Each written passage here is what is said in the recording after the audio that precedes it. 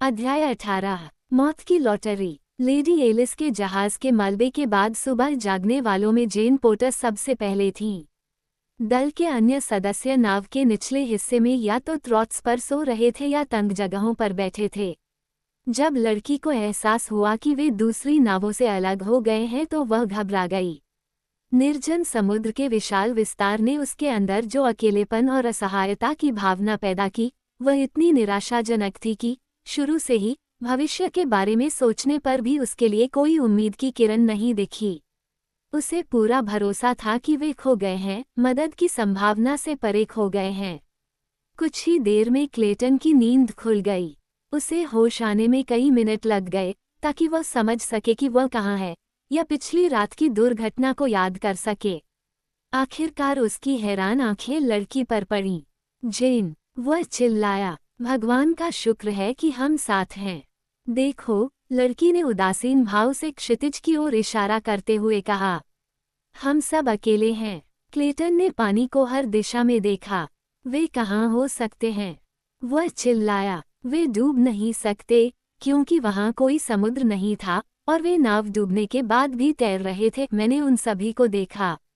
उन्होंने पार्टी के अन्य सदस्यों को जगाया और उनकी दुर्दशा बताई। यह अच्छी बात है कि नावें बिखरी हुई हैं, सर, नाविकों में से एक ने कहा। वे सभी खाने पीने की चीजों से भरी हुई हैं, इसलिए उन्हें इस मामले में एक दूसरे की जरूरत नहीं है, और अगर तूफान आ जाए तो वे एक दूसरे के लिए कोई काम नहीं आ सकते, भले ही वे एक साथ हों, लेकिन समुद्र में बिखरी हुई नावों में से कम एक को तो उठा लिया जाएगा और फिर तुरंत बाकी नावों की तलाश शुरू कर दी जाएगी। अगर हम साथ होते तो बचाव का सिर्फ एक ही मौका होता, जबकि अब 4 मौके हैं। उन्होंने उसके दर्शन की बुद्धिमत्ता को देखा और उससे प्रसन्न हुए, लेकिन उनकी खुशी अल्पकालिक थी, क्योंकि जब यह निर्णय लिया गया कि उन्हें पूर्व और महाद्वीप की ओर लगातार नाव चलानी चाहिए, तो पता चला कि जो नाविक नाव में लगे एकमात्र 2 चप्पुओं पर काम कर रहे थे, वे अपना काम करते हुए सो गए थे और उन्होंने दोनों चप्पुओं को समुद्र में जाने दिया था और वे पानी पर कहीं भी दिखाई नहीं दिए। इसके बाद हुए गुस्से भरे शब्दों और आरोप प्रत्यारोप के दौरान नाविकों के बीच लगभग हाथापाई की नौबत आ गई थी, लेकिन क्लेटन उन्हें शांत करने में सफल रहे। हालांकि कुछ ही क्षण बाद मॉन्सियूर थुरान ने सभी अंग्रेजों, विशेषकर अंग्रेज नाविकों की मूर्खता के बारे में एक भद्दी टिप्पणी करके लगभग एक और झगड़े को जन्म दे दिया। आओ आओ साथियों, उन लोगों में से एक, टॉम्पकिंस, जिसने झगड़े में कोई हिस्सा नहीं लिया था, बोला, हमारे खिले हुए मगों को गोली मारने से हमें कुछ नहीं मिलेगा। जैसा कि स्पाइडर ने पहले कहा था, हम सभी को वैसे भी उठा लिया जाएगा। उसने कहा, तो झगड़ने का क्या फायदा? चलो खाना खाते हैं, मैंने कहा। यह कोई बुरा विचार नहीं है, महाशय थुरान ने कहा, और फिर तीसरे नाविक विल्सन की ओर मुड़ते हुए उन्होंने कहा, मेरे अच्छे दोस्त, उन डिब्बों में से एक को पीछे कर दो। खुद ही ले आओ, विल्सन ने उदास होकर जवाब दिया। मैं किसी से कोई आदेश नहीं ले रहा हूँ, फरना, तुम अभी इस जहाज के कप्तान नहीं हो। परिणाम ये हुआ कि क्लेटन को स्वयं ही डिब्बा लाना पड़ा, और फिर एक और क्रोधित विवाद शुरू हो गया जब नाविकों में से एक ने क्लेटन और मॉन्सियूर थुरान पर प्रावधानों को नियंत्रित करने के लिए षड्यंत्र रचने का आरोप लगाया ताकि वे इसका बड़ा हिस्सा ले सकें। किसी को इस नाव की कमान संभालनी चाहिए, जेन पोर्टर ने कहा। वह इस शर्मनाक झगड़े से पूरी तरह निराश थी, जिसने कई दिनों तक चलने वाले एक मजबूर साथी की शुरुआत को चिन्हित किया था। अटलांटिक पर एक कमजोर नाव में अकेले रहना ही भयानक है। इसके अलावा हमारे दल के सदस्यों के बीच लगातार झगड़े और झगड़े का अतिरिक्त दुख और खतरा भी नहीं है।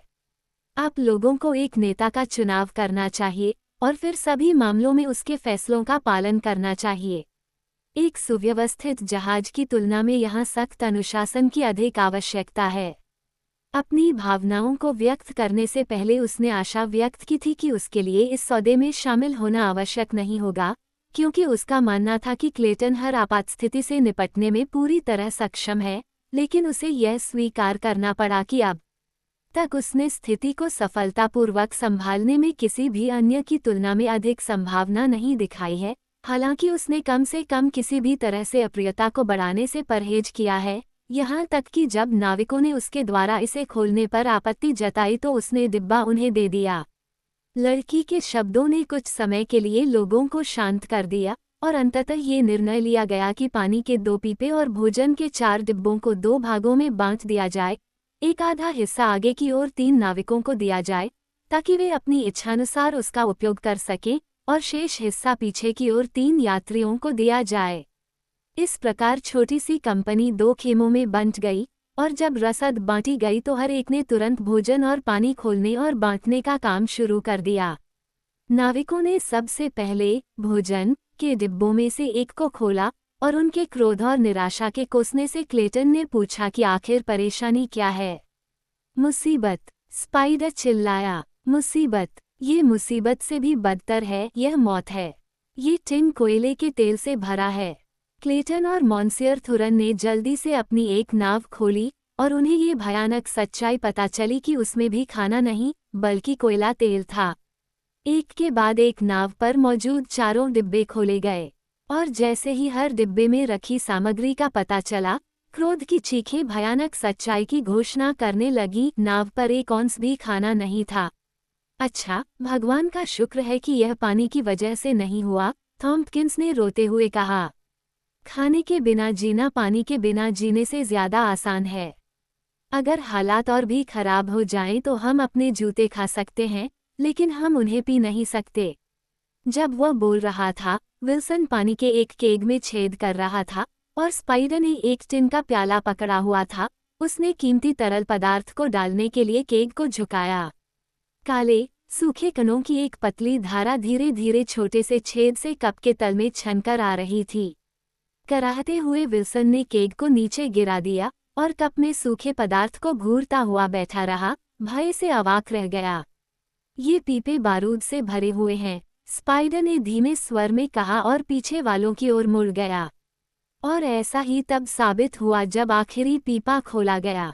कोयला, तेल और बारूद। महाशय थुरान चिल्लाए। सप्रिस्टी, जहाज के डूबे नाविकों के लिए कैसा आहार। ये पूरी जानकारी होने पर कि जहाज पर न तो भोजन है और न ही पानी, भूख और प्यास की पीड़ा तुरंत बढ़ गई, और इस तरह उनके दुखद साहसिक कार्य के पहले दिन वास्तविक पीड़ा गंभीर रूप से शुरू हुई, और जहाज के डूबने की पूरी भयावहता उन पर हावी हो गई। जैसे जैसे दिन बीतते गए, परिस्थितियां भयावह होती गईं। दुखती आंखें दिन रात क्षितिज को देखती रहीं, जब तक कि कमजोर और थके हुए दर्शक थककर नाव के निचले हिस्से में डूब नहीं गए, और वहां सपनों में डूबी नींद में जागती वास्तविकता की भयावहता से कुछ पल की राहत पाने की कोशिश करते रहे। भूख की बेरहम पीड़ा से त्रस्त नाविकों ने अपने चमड़े के बेल्ट, जूते, टोपी के पसीने के बैंड खा लिए थे। हालांकि क्लेटन और मॉन्सियूर थुरान दोनों ने उन्हें ये समझाने की पूरी कोशिश की थी कि इससे उनकी पीड़ा और बढ़ेगी। कमजोर और निराश, पूरा दल निर्दयी उष्णकटिबंधीय सूरज के नीचे पड़ा था। उसके होंठ सूख गए थे और जीभ सूज गई थी। वे उस मौत का इंतजार कर रहे थे जिसकी उन्हें तलब लग रही थी। पहले कुछ दिनों की तीव्र पीड़ा उन 3 यात्रियों के लिए कमजोर हो गई थी जिन्होंने कुछ भी नहीं खाया था, लेकिन नाविकों की पीड़ा दयनीय थी, क्योंकि उनके कमजोर और दरिद्र पेट चमड़े के टुकड़ों से निपटने की कोशिश कर रहे थे जिनसे उन्होंने अपने पेट को भर लिया था। टॉम्पकिंस सबसे पहले हार मानने वाला था। लेडी एलिस के डूबने के ठीक 1 हफ्ते बाद नाविक की भयानक ऐंठन में भयानक मौत हो गई। घंटों तक उसकी विकृत और विभत्स आकृतियां छोटी नाव के पिछले हिस्से में बैठे लोगों को देखकर मुस्कुराती रहीं, जब तक कि जेन पोर्टर ये दृश्य और सहन नहीं कर सकी। क्या तुम उसके शरीर को पानी में नहीं फेंक सकते, विलियम? उसने पूछा। क्लेटन उठा और लड़खड़ाता हुआ लाश की ओर बढ़ा। बचे हुए 2 नाविकों ने अपनी डूबी हुई आंखों में एक अजीब, भयावह रोशनी से उसे देखा। अंग्रेज ने व्यर्थ ही लाश को नाव के किनारे से उठाने की कोशिश की, लेकिन उसकी ताकत इस काम के लिए पर्याप्त नहीं थी। कृपया मुझे यहाँ हाथ बटाओ, उसने विल्सन से कहा, जो उसके सबसे निकट लेटा था। नाविक ने शिकायती स्वर में पूछा, आप उसे किस लिए फेंकना चाहते हैं? क्लेटन ने जवाब दिया, हमें ऐसा करना होगा, इससे पहले कि हम ऐसा करने के लिए बहुत कमजोर हो जाएं। उस तपती धूप में एक दिन बिताने के बाद कल तक उसकी हालत बहुत खराब हो जाएगी। विल्सन ने बड़बड़ाते हुए कहा, अच्छा है कि हम उसे अकेला छोड़ दें। हो सकता है कि हमें कल से पहले उसकी जरूरत पड़े। धीरे धीरे उस आदमी की बातों का मतलब क्लेटन की समझ में आने लगा। आखिरकार उसे समझ में आ गया कि उस आदमी ने मृतक के अंतिम संस्कार पर आपत्ति क्यों जताई थी। भगवान, क्लेटन ने भयभीत स्वर में फुसफुसाया, तुम्हारा मतलब यह नहीं है। क्यों नहीं? विल्सन ने गुर्राते हुए कहा, क्या हमें जीना नहीं है? वो मर चुका है, उसने लाश की दिशा में अपना अंगूठा हिलाते हुए कहा। उसे कोई परवाह नहीं होगी। क्लेटन ने रूसी की ओर मुड़ते हुए कहा, यहाँ आओ थोरन। अगर हम अंधेरे से पहले इस शव को नहीं हटा पाए तो हमारे जहाज पर मौत से भी बदतर कुछ होगा। विल्सन ने इस नियोजित कृत्य को रोकने के लिए लड़खड़ाते हुए आगे बढ़ने का प्रयास किया, लेकिन जब उसके साथी स्पाइडर ने क्लेटन और मॉन्सियूर थुरान का पक्ष ले लिया, तो उसने हार मान ली और भूखी निगाहों से लाश को देखता रहा, जबकि तीनों व्यक्ति अपने संयुक्त प्रयासों से उसे नाव से नीचे लाने में सफल रहे। पूरा दिन विल्सन क्लेटन को घूरता रहा, उसकी आंखों में पागलपन की चमक थी। शाम को, जब सूरज समुद्र में डूब रहा था, तो वह हंसने लगा और अपने आप से बड़बड़ाने लगा, लेकिन उसकी आंखें क्लेटन से कभी नहीं हटीं। जब काफी अंधेरा हो गया, तब भी क्लेटन को उन भयानक आंखों का एहसास हो रहा था। वह सोने की हिम्मत नहीं कर पा रहा था, और फिर भी वह इतना थक गया था कि होश बनाए रखने के लिए उसे लगातार संघर्ष करना पड़ रहा था। पीड़ा के अनंत काल के बाद उसका सिर एक थ्रॉटल से टकराया और वह सो गया। वह कितनी देर तक बेहोश रहा, उसे नहीं पता था। वह अपने काफी करीब से एक सरसराहट की आवाज से जाग गया था। चांद उग चुका था, और जब उसने अपनी चौंकी हुई आंखें खोली, तो उसने देखा कि विल्सन चुपके से उसकी ओर बढ़ रहा है। उसका मुंह खुला हुआ है और उसकी सूजी हुई जीभ बाहर लटक रही है। हल्की सी आवाज ने जेन पोर्टर को उसी समय जगा दिया था, और जब उसने ये भयानक दृश्य देखा तो वह डर के मारे एक तीखी चीख के साथ चिल्लाई, और उसी क्षण नाविक आगे की ओर लपका और क्लेटन पर टूट पड़ा। एक जंगली जानवर की तरह उसके दांत अपने इच्छित शिकार का गला पकड़ने की कोशिश कर रहे थे, लेकिन क्लेटन, हालांकि वह कमजोर था, फिर भी उसने पागल के मुंह को अपने से दूर रखने के लिए पर्याप्त ताकत पाई। जेन पोर्टर की चीख सुनकर मॉन्सियूर थुरन और स्पाइडर जाग गए। उसके डर का कारण देखकर दोनों आदमी क्लेटन को बचाने के लिए रेंगते हुए आगे बढ़े, और तीनों ने मिलकर विल्सन को काबू में किया और उसे नाव के नीचे फेंक दिया। कुछ मिनटों तक वह वहीं पड़ा रहा, बकबक करता रहा और हंसता रहा, और फिर एक भयानक चीख के साथ, और इससे पहले कि उसका कोई साथी उसे रोक पाता, वो लड़खड़ाता हुआ अपने पैरों पर खड़ा हुआ और नाव से कूद गया। उत्तेजना के भयानक तनाव से उत्पन्न प्रतिक्रिया ने कमजोर बचे लोगों को कांपते हुए और पराजित कर दिया। स्पाइडर टूट गया और रोने लगा। जेन पोर्टर ने प्रार्थना की। क्लेटन ने धीरे से खुद से कसम खाई। मॉन्सियर थुरन अपने सिर को हाथों में थामे हुए सोचते हुए बैठे रहे। उनके चिंतन का परिणाम अगली सुबह स्पाइडर और क्लेटन के सामने रखे गए एक प्रस्ताव के रूप में सामने आया। सज्जनों, महाशय थुरन ने कहा, आप देख सकते हैं कि अगर हमें 1 या 2 दिन में नहीं उठाया गया तो हम सबका क्या हश्र होगा। इसकी बहुत कम उम्मीद है। इसका सबूत यह है कि जितने दिन हम बहते रहे, हमने न तो पाल देखा और न ही क्षितिज पर धुएं का हल्का सा भी धब्बा। अगर हमारे पास भोजन होता तो शायद एक मौका होता, लेकिन भोजन के बिना कोई मौका नहीं है। तो हमारे पास 2 ही विकल्प बचते हैं, और हमें तुरंत चुनना होगा। या तो हम सभी को कुछ दिनों के भीतर एक साथ मर जाना चाहिए, या फिर एक की बलि देनी चाहिए ताकि बाकी लोग जीवित रह सकें। क्या तुम मेरा मतलब अच्छी तरह समझ रहे हो? जेन पोर्टर, जिसने ये सब सुन लिया था, भयभीत हो गई। अगर यह प्रस्ताव गरीब, अज्ञानी नाविक की ओर से आया होता, तो शायद उसे इतनी हैरानी नहीं होती, लेकिन ये प्रस्ताव एक ऐसे व्यक्ति की ओर से आया जो खुद को एक सभ्य और सभ्य व्यक्ति के रूप में पेश करता था। उसे इस बात पर शायद ही विश्वास हो। क्लेटन ने कहा, तो बेहतर है कि हम साथ साथ मरें। ये निर्णय बहुमत को लेना है, महाशय थुरन ने उत्तर दिया। चूंकि हम तीनों में से केवल एक ही बलि का पात्र होगा, इसलिए हम ही निर्णय लेंगे। मिस पोर्टर को इसमें कोई दिलचस्पी नहीं है, क्योंकि उन्हें कोई खतरा नहीं होगा। हम कैसे जानेंगे कि कौन पहले आएगा? स्पाइडर ने पूछा। ये लॉटरी से तय हो सकता है, मॉन्सियर थुरन ने जवाब दिया। मेरी जेब में कई फ्रैंक के सिक्के हैं। हम उनमें से एक निश्चित तारीख चुन सकते हैं। जो व्यक्ति कपड़े के टुकड़े के नीचे से सबसे पहले ये तारीख निकालेगा, वही पहले जीतेगा। क्लेटन ने बुदबुदाते हुए कहा, ऐसी किसी भी शैतानी योजना से मेरा कोई लेना देना नहीं है, भले ही समय आने पर जमीन दिख जाए या जहाज दिख जाए। आप बहुमत के निर्णय के अनुसार काम करेंगे या फिर लॉटरी की औपचारिकता के बिना ही आप प्रथम बन जाएंगे? महाशय थुरन ने धमकी भरे अंदाज में कहा। आइए हम योजना पर मतदान करें, मैं तो इसके पक्ष में हूँ। स्पाइडर, आप क्या सोचते हैं? नाविक ने उत्तर दिया, और मैं भी। ये बहुमत की इच्छा है, महाशय थुरन ने घोषणा की, और अब हमें लॉटरी निकालने में कोई समय बर्बाद नहीं करना चाहिए। यह एक के लिए उतना ही उचित है जितना दूसरे के लिए। 3 जीवित रह सकते हैं, हम में से एक को शायद कुछ घंटे पहले मरना होगा। फिर उसने मौत की लॉटरी के लिए अपनी तैयारी शुरू कर दी, जबकि जेन पोर्टर आंखें फाड़े बैठी थी और उस चीज के बारे में सोचकर भयभीत थी जो उसे देखने वाली थी। महाशय थुरन ने नाव के तल पर अपना कोट फैलाया और फिर मुट्ठी भर पैसों में से 6 फ्रैंक के सिक्के चुने। जब वह उनका निरीक्षण कर रहा था तो अन्य 2 आदमी उसके ऊपर झुक गए। अंत में उसने वे सभी सिक्के क्लेटन को सौंप दिए। इन्हें ध्यान से देखो, उसने कहा। सबसे पुरानी तारीख 1875 है और उस साल की सिर्फ एक ही है। क्लेटन और नाविक ने प्रत्येक सिक्के का निरीक्षण किया। उन्हें लगा कि तारीखों के अलावा कोई भी अंतर नहीं है जिसे पहचाना जा सके। वे पूरी तरह से संतुष्ट थे।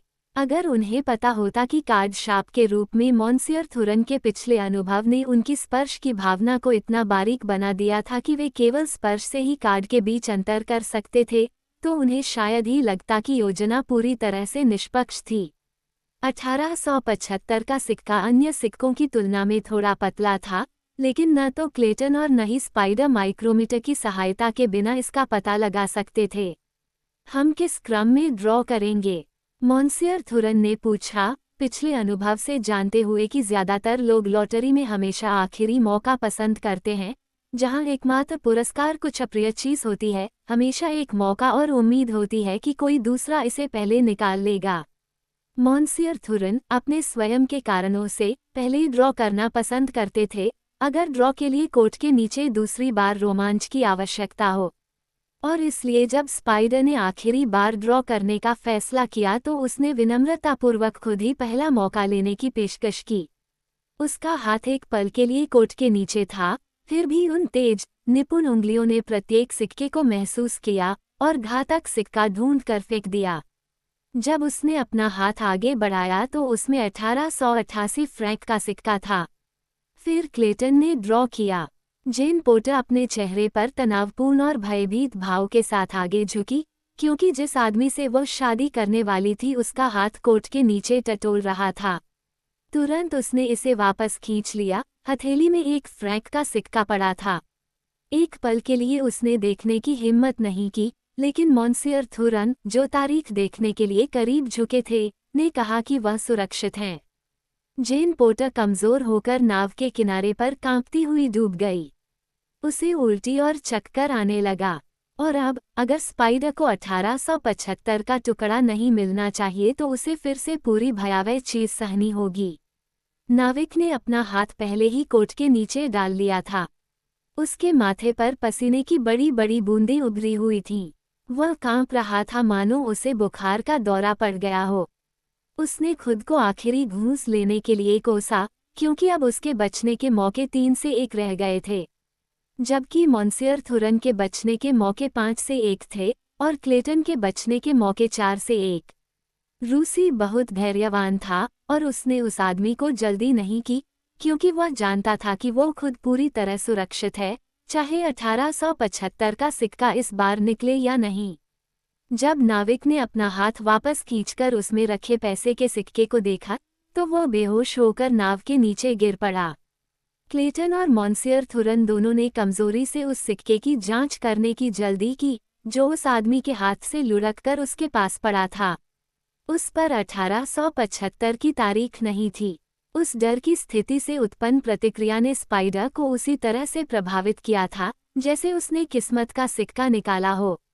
लेकिन अब पूरी प्रक्रिया को फिर से दोहराना होगा। एक बार फिर रूसी ने एक हानिरहित सिक्का निकाला। जेन पोर्टर ने अपनी आंखें बंद कर ली जब क्लेटन ने कोट के नीचे हाथ डाला। स्पाइडर ने अपनी आंखें चौड़ी करके उस हाथ की ओर झुकाया जो उसके भाग्य का फैसला करने वाला था, क्योंकि इस आखिरी बार क्लेटन की किस्मत जो भी होगी, स्पाइडर की किस्मत उसके विपरीत होगी।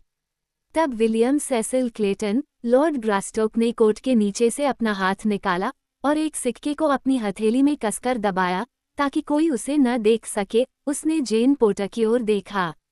उसने अपना हाथ खोलने की हिम्मत नहीं की। जल्दी करो, स्पाइडर फुसफुसाया। हे भगवान, चलो इसे देखते हैं। क्लेटन ने अपनी उंगलियां खोलीं। स्पाइडर ने सबसे पहले तारीख देखी और इससे पहले कि कोई समझ पाता कि उसका इरादा क्या है, वह अपने पैरों पर खड़ा हुआ और नाव के किनारे से छलांग लगाकर नीचे हरे रंग की गहराई में हमेशा के लिए गायब हो गया। सिक्का 1875 का नहीं था। तनाव ने उन लोगों को इतना थका दिया था कि वे दिन भर आधे बेहोश पड़े रहे और कई दिनों तक इस विषय पर फिर से चर्चा नहीं हुई। बढ़ती कमजोरी और निराशा के भयानक दिन। आखिरकार मॉन्सियूर थुरन रेंगते हुए उस जगह पहुंचे जहां क्लेटन लेटा था। हमें एक बार और ड्रॉ करना चाहिए, इससे पहले कि हम खाने के लिए भी कमजोर हो जाएं, उसने फुसफुसाया। क्लेटन की हालत ऐसी थी कि वह अपनी इच्छा पर नियंत्रण नहीं रख पा रहा था। जेन पोर्टर ने 3 दिन से कुछ नहीं कहा था। वह जानता था कि वह मर रही है। यह विचार भले ही भयानक था, लेकिन उसे उम्मीद थी कि थुरन या खुद की बलि उसे नई ताकत देने का जरिया बन सकती है, इसलिए वह तुरंत रूसी के प्रस्ताव पर सहमत हो गया। उन्होंने पहले की तरह ही योजना के तहत चित्र बनाए, लेकिन इसका एक ही परिणाम हो सकता था। क्लेटन ने 1875 का चित्र बनाया। ये कब होगा? उसने थुरान से पूछा। रूसी ने पहले ही अपनी पतलून से एक जेब चाकू निकाल लिया था और उसे खोलने का कमजोर प्रयास कर रहा था। अब वह बुदबुदाया और उसकी लालच भरी आंखें अंग्रेज पर चमक उठीं। क्लेटन ने पूछा, क्या तुम अंधेरा होने तक इंतजार नहीं कर सकते? मिस पोर्टर को ये सब होते हुए नहीं देखना चाहिए। तुम्हें पता है, हमारी शादी होनी थी। मॉन्सियोर थुरान के चेहरे पर निराशा की झलक दिखी। बहुत अच्छा, उसने झिझकते हुए जवाब दिया। रात होने में ज्यादा समय नहीं लगेगा। मैंने कई दिनों तक इंतजार किया है, मैं कुछ घंटे और इंतजार कर सकता हूँ। धन्यवाद मेरे दोस्त, क्लेटन ने बड़बड़ाते हुए कहा। अब मैं उसके पास जाऊंगा और समय आने तक उसके साथ रहूंगा। मैं मरने से पहले उसके साथ 1 या 2 घंटे बिताना चाहूंगा। जब क्लेटन लड़की के पास पहुंचा तो वह बेहोश थी। उसे पता था कि वह मर रही है और वह खुश था कि उसे जल्द ही घटित होने वाली भयानक त्रासदी को देखना या जानना नहीं पड़ेगा। उसने उसका हाथ लिया और उसे अपने फटे और सूजे हुए होठों पर रख दिया। वह काफी देर तक उस क्षीण पंजे जैसी चीज को सहलाता रहा जो कभी युवा बाल्टिमो बैले का सुंदर सुडौल सफेद हाथ हुआ करता था। उसे कुछ समझ में नहीं आया कि कब का अंधेरा हो चुका है, लेकिन रात में एक आवाज ने उसे होश में ला दिया। ये रूसी आवाज थी जो उसे उसके विनाश की ओर बुला रही थी। मैं आ रहा हूँ, महाशय थुरान, उसने जल्दी से जवाब दिया। 3 बार उसने अपने हाथों और घुटनों के बल पलटने का प्रयास किया ताकि वह अपनी मृत्यु की ओर वापस रेंग सके, लेकिन कुछ घंटों तक वहां पड़े रहने के कारण वह इतना कमजोर हो गया था कि थुरान के पास वापस नहीं जा सका। आपको मेरे पास आना होगा, महाशय, उसने कमजोरी से पुकारा। मेरे पास अपने हाथ और घुटने ठीक से काम करने के लिए पर्याप्त ताकत नहीं है। सप्रिस्टी, महाशय थुरान ने बड़बड़ाते हुए कहा। तुम मुझे मेरी जीत से ठगने की कोशिश कर रहे हो। क्लेटन ने नाव के नीचे आदमी को इधर उधर घिसकते हुए सुना। अंत में एक निराशा भरी कराह सुनाई दी। मैं रेंग नहीं सकता, उसने रूसी को विलाप करते हुए सुना। बहुत देर हो चुकी है। तुमने मुझे धोखा दिया है, गंदे अंग्रेज कुत्ते। क्लेटन ने कहा, मैंने आपको धोखा नहीं दिया, महाशय। मैंने उठने की पूरी कोशिश की है, लेकिन मैं फिर से कोशिश करूंगा, और अगर आप कोशिश करेंगे तो संभवतः हम में से हर कोई आधे रास्ते तक रेंग सकता है, और फिर आपको अपनी जीत मिल जाएगी। क्लेटन ने फिर से अपनी बची हुई ताकत को पूरी ताकत से लगाया और उसने सुना कि थुरन भी ऐसा ही कर रहा है। करीब 1 घंटे बाद अंग्रेज अपने हाथों और घुटनों के बल पर खड़ा होने में सफल हो गया, लेकिन आगे की ओर बढ़ते ही वह मुंह के बल गिर पड़ा। कुछ ही क्षण बाद उसने मॉन्सियूर थुरान की ओर से राहत भरी आवाज सुनी। मैं आ रहा हूँ, रूसी फुसफुसाया। क्लेटन ने फिर से अपनी किस्मत को देखते हुए डगमगाते हुए आगे बढ़ने की कोशिश की, लेकिन एक बार फिर वह नाव के नीचे गिर गया और चाहे जितना भी प्रयास किया, वो फिर से उठ नहीं सका।